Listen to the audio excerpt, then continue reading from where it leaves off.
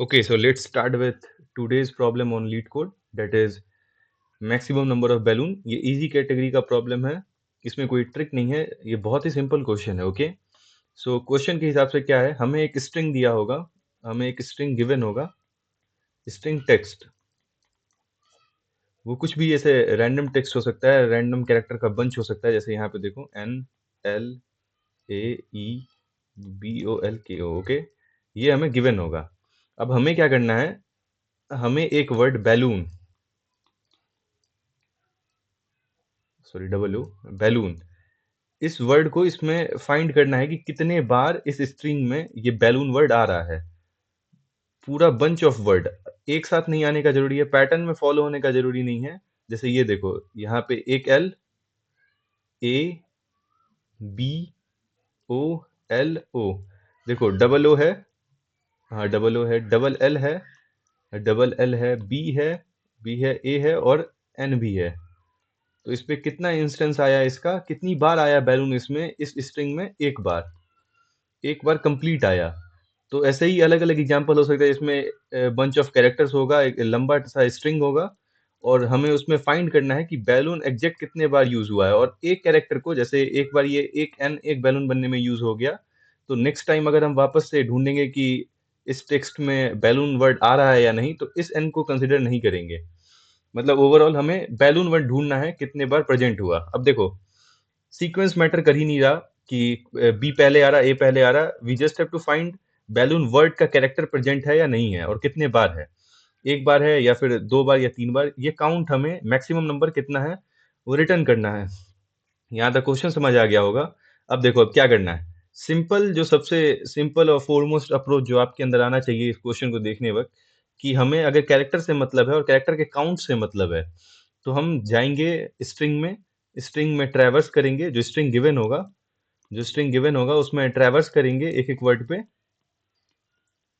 और character count कर लेंगे कि कौन कौन सा कैरेक्टर उसमें प्रेजेंट है और उसका कितना काउंट है, कैरेक्टर कितनी बार आ रहा है, काउंट है. ठीक है, और जो सबसे minimum number of count BALL, मतलब BALON में से सबसे कम काउंट जिसका होगा, उतना बार ही आपका बैलून वर्ड बनेगा. क्यों?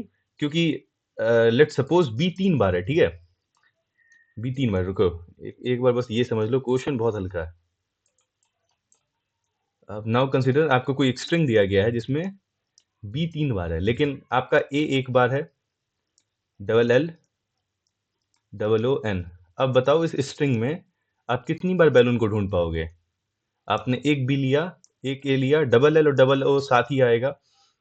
इसको मैं बताता हूँ, फिर एन आएगा, तो एक बार आपका बैलून वर्ड बन गया. ठीक है, एक बार आपका बैलून वर्ड बन गया. अब हमारे पास दो बी तो और है, बी के काउंट में तो बी तीन था ना, अभी एक ही यूज हुआ है, दो बी और है. लेकिन क्या इसका यूज हो पाएगा और बैलून बनाने में? नहीं, क्योंकि बाकी आपका A double L double O N सारा प्रेजेंट होना चाहिए इसी सेम पैटर्न में. अब देखो, बी हमें बैलून वर्ड में देखो, बी एक बार है तो बी एक काउंट होगा, ए एक बार है, लेकिन एल दो टाइम है और ओ दो टाइम है. ठीक है, और फिर एन एक टाइम है. तो अब हमें एल दो बार प्रेजेंट, मतलब एल अगर दो बार प्रेजेंट है, हमें उसे दो से डिवाइड कर देंगे, तब उसके कैरेक्टर को एक माना जाएगा. क्यों? क्योंकि दो बार प्रेजेंट होगा तभी बैलून वर्ड बन पाएगा. वो भी सेम तरीके से, वो अगर दो बार प्रेजेंट है तो हमें उसे दो से डिवाइड करके तब उसे एक मानेंगे, क्योंकि हर कैरेक्टर को आप अलग अलग से काउंट कर रहे हो. ठीक है, बी का इंस्टेंस एक चाहिए, ए का इंस्टेंस एक चाहिए, लेकिन एल का दो होना जरूरी है, तभी बैलून वर्ड कंप्लीट होगा. तो हम सब दो फ्रीक्वेंसी को एक मान लेंगे, बस दो से डिवाइड कर देना है, जिससे पता रहे कि जब हम सब मिनिमम फ्रीक्वेंसी काउंट करें तब ये दो दिक्कत ना दे, क्योंकि ये दो इसका मिनिमम ही है, जैसे एक इसका मिनिमम है ए का. ओके, तो क्वेश्चन में इतना ही था. अब बस इसका कोड देखेंगे. ये रहा क्वेश्चन, जैसे मैंने बताया, ये दूसरा एग्जांपल इसका. Leet code problem problem number 1189 है.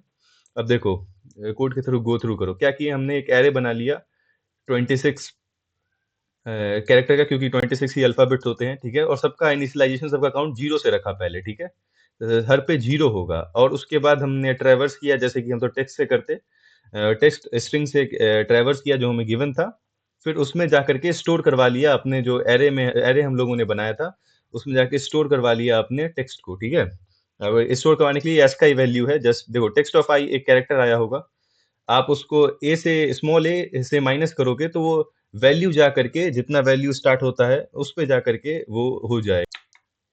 देखो जैसे कि जो हमारा स्मॉल ए होता है पहले ही हमारे कॉन्स्टेंट्स में दिया हुआ है कि जितना भी टेक्स्ट होगा उसमें बस लोअर केस इंग्लिश लेटर होगा, ठीक है?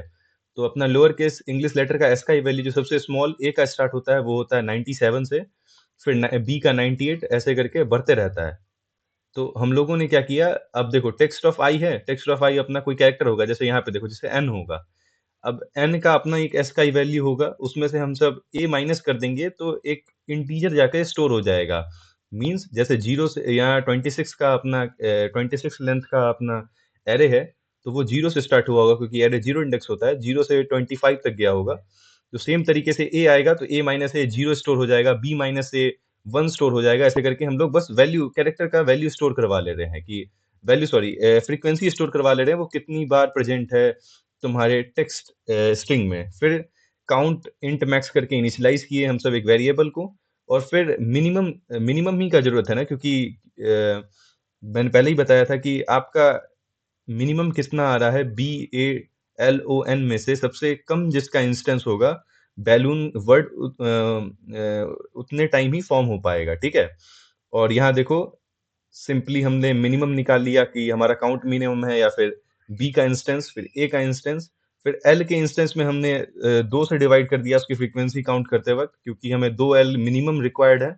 सेम हमने ओ के साथ किया, और फिर एन का सिंपल था तो एन सिंपल कर दिया और फिर रिटर्न काउंट कर दिया।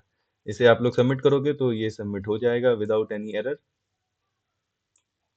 हो गया। So that's all for today. Question बहुत इजी था, होप समझ आ गया हो।